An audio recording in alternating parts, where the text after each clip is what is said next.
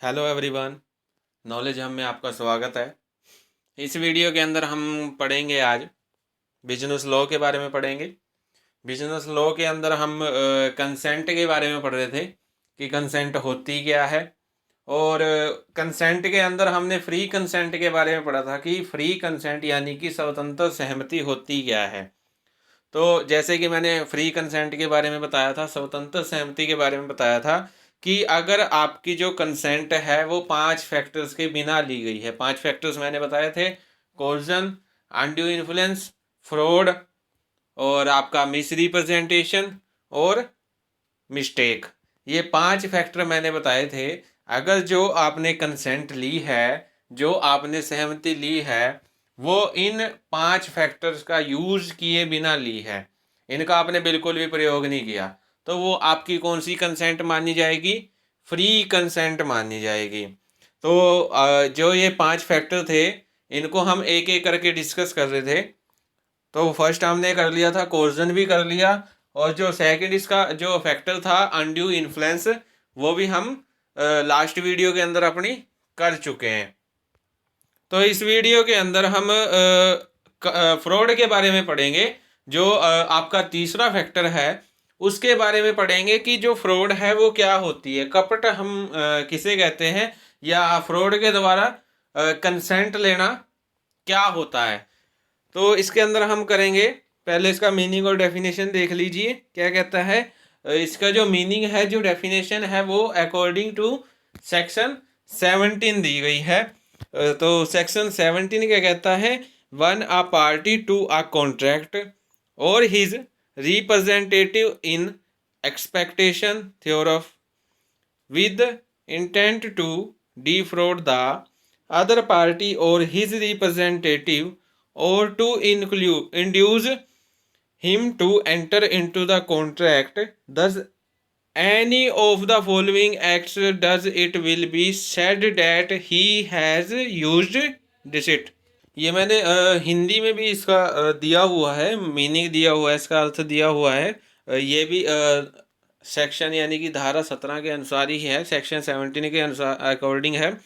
तो इसमें क्या कहता है, जब अनुबंध का एक पक्षकार, जो अनुबंध का एक पक्षकार होता है, अथवा इसकी अपेक्षा से उसका प्रतिनिधि दूसरे पक्षकार अथवा उसके प्रतिनिधि को धोखा देने के अभिप्राय से अथवा उसको अनुबंध करने के लिए प्रेरित करने से निम्नलिखित कार्यों में से कोई कार्य करता है तो उसे कपट का प्रयोग किया है। ठीक है। तो ये क्या कहता है कि जो आप एक पक्षकार है, अगर वो दूसरे पक्षकार को, ठीक है, धोखे में रखकर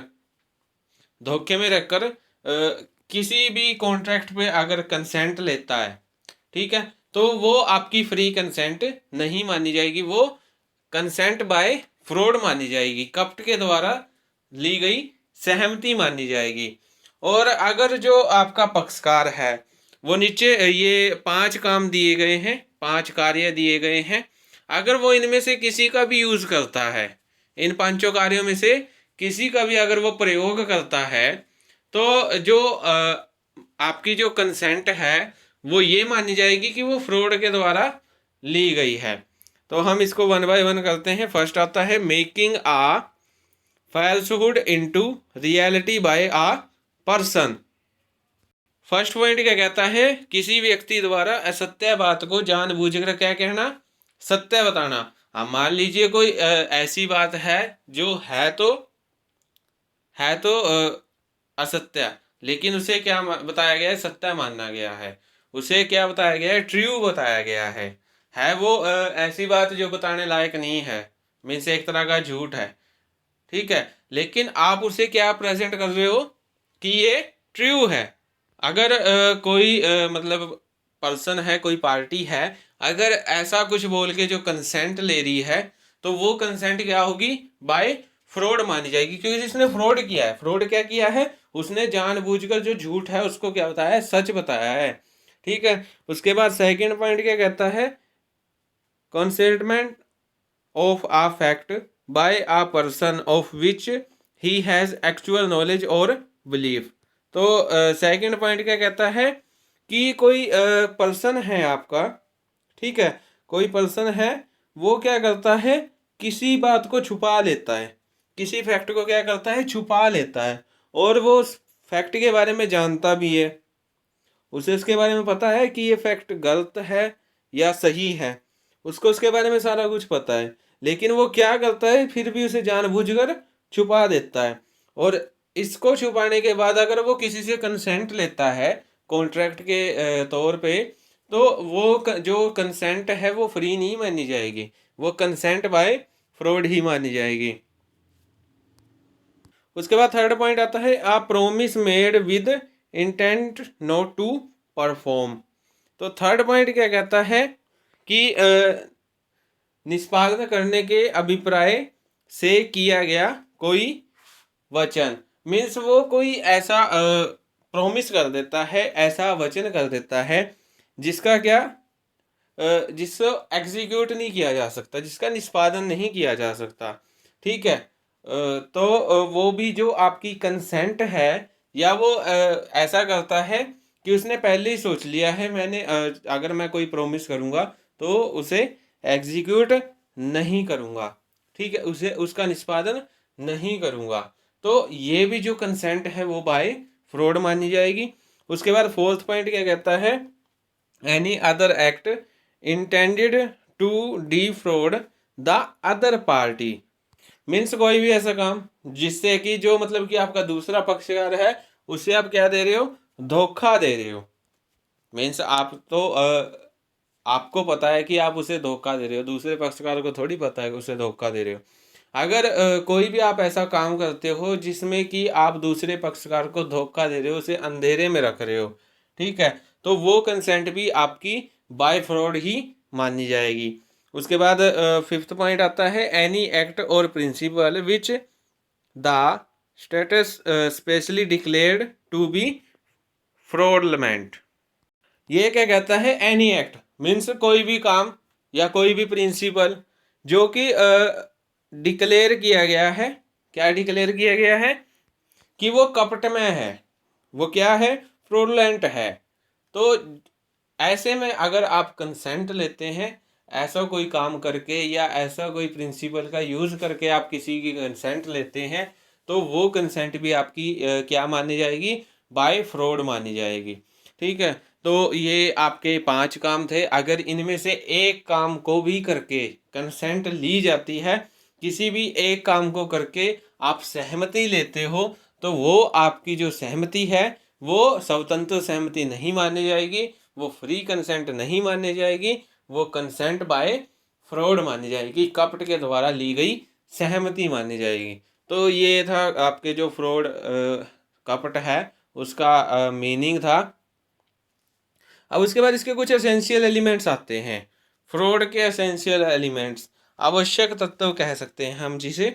इसमें फर्स्ट पॉइंट आता है fraudulent work can be done by one party of his agent. तो जो मतलब कि आपका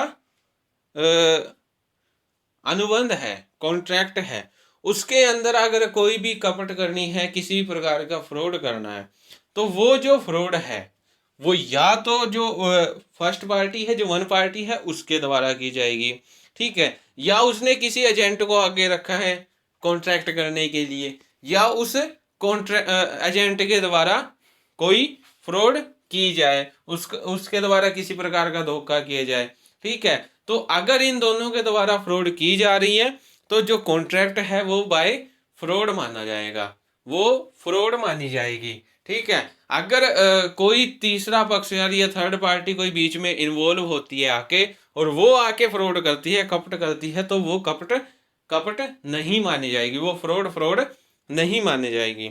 उसके बाद सेकंड पॉइंट आता है the suggestion that a fact is true when it is not true by one who does not believe it to be true. Second point क्या कहता है कि जो फ्रॉड है, ठीक है, उसमें अगर आप किसी ऐसी बात को बताते हैं जो असत्य है, लेकिन आप उसे क्या बताते हैं, सत्य बताते हैं। अगर जो फर्स्ट पार्टी है जो फ्रॉड का यूज कर रही है, अगर उसको भी पता है कि जो आप बात कर रहे हो, जिसे बात को आप सत्य बता रहे हो, वो असत्य है, मीन्स जिसे आप ट्रू बता रहे हो वो ट्रू नहीं है। ठीक है, तो जो ये सहमति मानी जाएगी, कंसेंट मानी जाएगी, ये फ्रॉड मानी जाएगी। मीन्स कंसेंट जो ली गई है फ्रॉड के द्वारा ली गई है। अगर ऐसा नहीं है, मीन्स दोनों पार्टीज में से किसी को भी नहीं पता कि जो आपने जिस बात को आपने बताया है वो ट्रू है या नहीं है, बस आप उसे मान रहे हो कि ये ट्रू है, तो ये जो मतलब कि कंसेंट मानी जाएगी वो बाय फ्रॉड नहीं मानी जाएगी, वो बाय मिस्टेक मानी जाएगी। क्यों? वहां पे मिस्टेक हुई है, क्योंकि दोनों को नहीं पता था, क्योंकि दोनों को ही नहीं पता था कि वो जो बात आप बता रहे हो वो ट्रू है या नहीं है। अगर फर्स्ट पार्टी को पता है कि वो बात ट्रू नहीं है और वो जानबूझकर कॉन्ट्रैक्ट पर क्या लेने के लिए, कंसेंट लेने के लिए उसे ट्रू बताकर दूसरे पक्षकार के सामने बताता है और उस बात को बताकर ही वो कह लेता है, कंसेंट लेता है, तो वो आपका फ्रॉड माना जाएगा। ठीक है, तो ये क्या कहता है फ्रॉड का एसेंशियल, कि जो उस बात को सत्य बता रहा है उसको पता होना चाहिए कि वो असत्य है। अगर उसको भी नहीं पता कि वो बात असत्य नहीं है, वो बात ट्रू नहीं है, तो वो आपका फ्रॉड नहीं माना जाएगा। उसके बाद थर्ड पॉइंट आता है फ्रॉड बाय एक्टिव कंसीलमेंट, किसी तथ्य को जानबूझकर छिपाना। अब ये क्या कहता है कि फ्रॉड कब मानी जाएगी? अगर आप उसमें किसी तथ्य का किसी भी फैक्ट का क्या करते हो, छुपाव करते हो, उसे छिपाते हो। हम एक एग्जांपल लेते हैं, जैसे एक एग्जांपल लेते हैं, एक्स वाई दो पर्सन है। अब जो एक्स है उसने वाई को मोटरसाइकिल बेचनी है, अपनी बाइक सेल करनी है। ठीक है, लेकिन जो वाई है वो उसकी बाइक लेने के लिए तैयार हो जाता है। एक्स जो है उसको पता है कि बाइक के इंजन में खराबी है, जो कि इजीली पता नहीं लगाई जा सकती कि क्या गड़बड़ है एक्चुअल में। ठीक है, तो जो वाई है वो उसको नहीं पता कि इसके इंजन में प्रॉब्लम है, और ना ही एक्स उसे बताता है कि इसके इंजन में प्रॉब्लम है। तो यहाँ जो एक्स है वो किसका यूज कर रहा है? फ्रॉड का यूज कर रहा है। क्यों? क्योंकि उसने वाई से छिपाया है कि मोटरसाइकिल के जो बाइक है उसके इंजन में क्या है, प्रॉब्लम है। ठीक है, तो ये आपका फ्रॉड माना जाएगा। उसके बाद फोर्थ पॉइंट आता है a promise made without any intention or performing it, पूरा ना करने के उद्देश्य से दिया गया कोई भी वचन। तो फोर्थ पॉइंट जो है वो क्या कहता है कि जो आपका फर्स्ट पार्टी है वो कोई भी ऐसा कॉन्ट्रैक्ट दूसरी पार्टी के साथ कर लेता है जिसका उसको पता है कि वो कॉन्ट्रैक्ट पूरा नहीं होगा। ठीक है, जो वचन होगा वो पूरा नहीं होगा। तो इसको एक एग्जांपल के जरिए समझ लेते हैं, जैसे एक्स वाई दो पर्सन है। ठीक है, अब जो एक्स है वो वाई से क्या करता है, जो 50,000 का माल है, 50,000 की गुड्स है, वो क्रेडिट में क्या कर लेता है, परचेज कर लेता है, उधार में खरीद लेता है। जबकि एक्स को इस बात का पता होता है कि कुछ दिन बाद वो क्या हो जाएगा, इंसॉल्वेंट हो जाएगा, दिवालिया हो जाएगा। ठीक है, लेकिन फिर भी वो क्या करता है, उससे माल खरीद लेता है। ठीक है, और उसने माल खरीद लिया उधार में, और उसको पता था कि वो दिवालिया हो जाएगा, वो इंसॉल्वेंट डिक्लेयर्ड हो जाएगा, तो जिससे कि जो वाई है उसकी पेमेंट नहीं हो पाएगी। तो यहाँ पे जो एक्स ने कॉन्ट्रैक्ट किया है वो कॉन्ट्रैक्ट पूरा ना होने के ऑब्जेक्टिव से किया है कि जो ये कॉन्ट्रैक्ट है वो पूरा नहीं होगा। ठीक है, तो ये जो कंसेंट ली गई है वो बाय फ्रॉड ली गई है, क्योंकि वाई को इस बारे में कुछ नहीं पता था कि एक्स कुछ दिनों बाद क्या हो जाएगा, इंसॉल्वेंट हो जाएगा। लेकिन एक्स को पता था कि ये कॉन्ट्रैक्ट पूरा नहीं होगा, वो बीच में ही इंसॉल्वेंट डिक्लेयर्ड हो जाएगा। तो यहाँ पे जो एक्स है उसने किसका यूज किया है, फ्रॉड का। उसके बाद फिफ्थ पॉइंट आता है any other act committed to device, धोखा देने के उद्देश्य से किए गए कोई अन्य कार्य। अब ये पॉइंट क्या कहता है कि धोखा देने के उद्देश्य से मीन्स आपका कोई ऐसा ऑब्जेक्टिव है कि सामने वाले को क्या देना है, धोखा देना है। ठीक है, फिर भी आप उस काम को कर रहे हो, तो ये क्या माना जाएगा, फ्रॉड माना जाएगा। जैसे एक्स एक पर्सन है, वो क्या कर देता है, एडवर्टाइजमेंट देता है, एडवर्टाइजिंग देता है किसकी, वो ये बताता है उसमें कि वो जो उसके पास जो भी प्रोडक्ट है वो उसको 50% डिस्काउंट पे बेचेगा। मीन्स हाफ अमाउंट पे क्या करेगा, उसे सेल करेगा जो उसके पास प्रोडक्ट है। लेकिन सेल उसे करेगा जो एडवांस में क्या करेगा, पैसा जमा करवा देगा। ठीक है, तो यहाँ पे जो पीपल हैं, जो कस्टमर्स हैं, वो क्या करते हैं, उसके पास एडवांस जमा करवा देते हैं। लेकिन वो क्या सोच रहा है, वो ये सोच रहा है कि जैसे ही एडवांस मिलेगा वो पैसे लेके भाग जाएगा। तो ये क्या मानी जाएगी, ये फ्रॉड मानी जाएगी। क्यों? क्योंकि इसके द्वारा कोई ऐसा काम किया जा रहा है जो फ्रॉड के जरिए किया जा रहा है।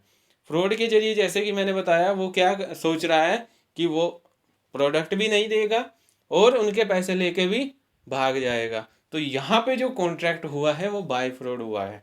बाय फ्रॉड क्यों? क्योंकि कस्टमर्स को इस बारे में कुछ नहीं पता था कि वो पैसे लेके भाग जाएगा। उनको तो ये था कि एडवांस पैसे देंगे और हमें प्रोडक्ट मिल जाएगा। तो ये आपका फिफ्थ एसेंशियल था। उसके बाद सिक्स्थ क्या कहता है, any such act or omission as the law specially declared to be fraudulent. अब ये पॉइंट क्या कहता है, ये भी एसेंशियल क्या कहता है, जैसे कि हमने पीछे पढ़ा था कि कोई भी ऐसा काम करता है, ठीक है, या कोई भी ऐसी भूल करता है जो कि राजनियम के द्वारा, जो कि लॉ के द्वारा क्या मानी जाती है, स्पेशल रूप से क्या मानी जाती है, फ्रॉडलेंट मानी जाती है, कपट में मानी जाती है। लेकिन उसके बाद भी वो काम करता है, तो ये जो आपका काम है वो क्या माना जाएगा, फ्रॉड माना जाएगा, बाय फ्रॉड। जिसको मतलब कि जो आपका लॉ है उसने घोषित कर दिया, उसने डिक्लेयर कर दिया, उसने स्पेशली ये डिक्लेयर किया है कि ये जो काम है, ये जो भूल है वो क्या मानी जाएगी, फ्रॉड मानी जाएगी। उसके बाद भी अगर कोई पक्षकार, जो पार्टी है, वो कंसेंट लेती है, वो उसी लॉ के अकॉर्डिंग लेती है जो कि उसने कपट में बताया है। तो ये जो फ्रॉड काम है, उसके द्वारा किए जाना जो भी काम है वो क्या माना जाएगा, एक तरह से फ्रॉड माना जाएगा। उसके बाद सेवेंथ पॉइंट आता है, the object of fraudulent work must be to deceive other party. जो कपट का उद्देश्य है वो दूसरे पक्षकार को धोखा देना होना चाहिए।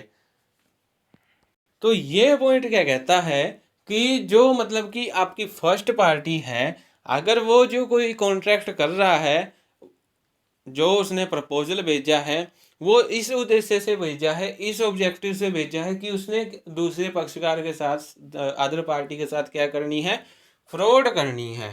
ठीक है, तभी वो क्या मानी जाएगी, कपट मानी जाएगी। अगर उसने ऐसा नहीं सोचा है कि उसने दूसरे को धोखा नहीं देना है, वो आपकी कपट नहीं मानी जाएगी।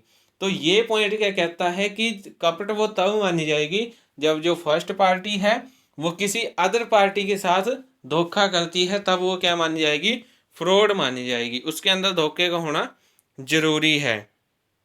अब एट्थ एसेंशियल क्या कहता है, the other party must have suffered some loss. तो ये जो कहता है, जो फर्स्ट पार्टी ने जो भी फ्रॉड की है, जो भी उसने सेकंड पार्टी को धोखा दिया है, अगर सेकंड पार्टी को उससे कुछ लॉस हुआ है तभी वो क्या मानी जाएगी, फ्रॉड मानी जाएगी। अगर सेकंड पार्टी को उससे कुछ लॉस नहीं हुआ या उसको प्रॉफिट हुआ है तो वो उस केस में फ्रॉड नहीं माना जाएगा। उसने उसके द्वारा जो कंसेंट ली गई है वो फ्रॉड नहीं मानी जाएगी।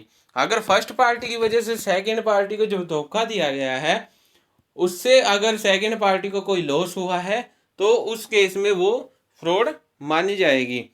तो ये आपके कुछ एसेंशियल थे फ्रॉड के।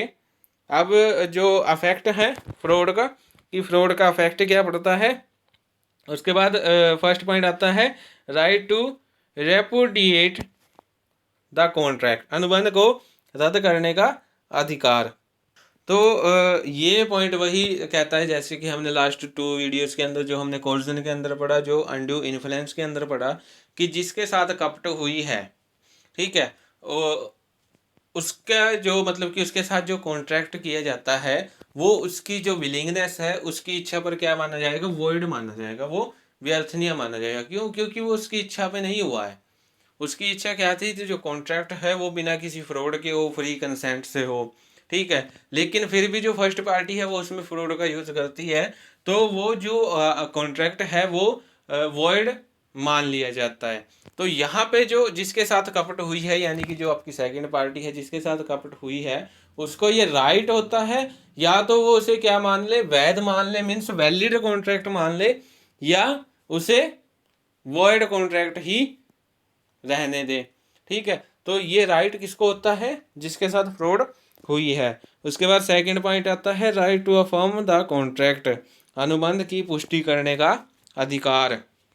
तो ये पॉइंट क्या कहता है कि जिसके साथ फ्रॉड हुई है, जिस पार्टी के साथ फ्रॉड हुई है, उसको ये राइट होता है कि जो मतलब कि कॉन्ट्रैक्ट है वो उसकी पुष्टि करवा सके। ठीक है, अगर वो पुष्टि करवाता है और वो चाहे तो जहाँ से मतलब कि फ्रॉड का यूज़ हुआ है वो उसको ठीक करने का क्या कर सकता है, आग्रह भी कर सकता है, वो उसको ठीक भी करवा सकता है अगर वो चाहे तो। अगर वो उसको लगता है कि उसको उसमें प्रॉफिट हो रहा है तो वो चाहे तो उसे ठीक भी करवा सकता है। जैसे कि एक्स वाई दो पर्सन हैं, अब जो एक्स है और वाई है, एक्स क्या करता है, वाई को अपनी एसेट बेच देता है और उसे कह देता है कि ये जो एसेट है वो मोर्टेज फ्री है।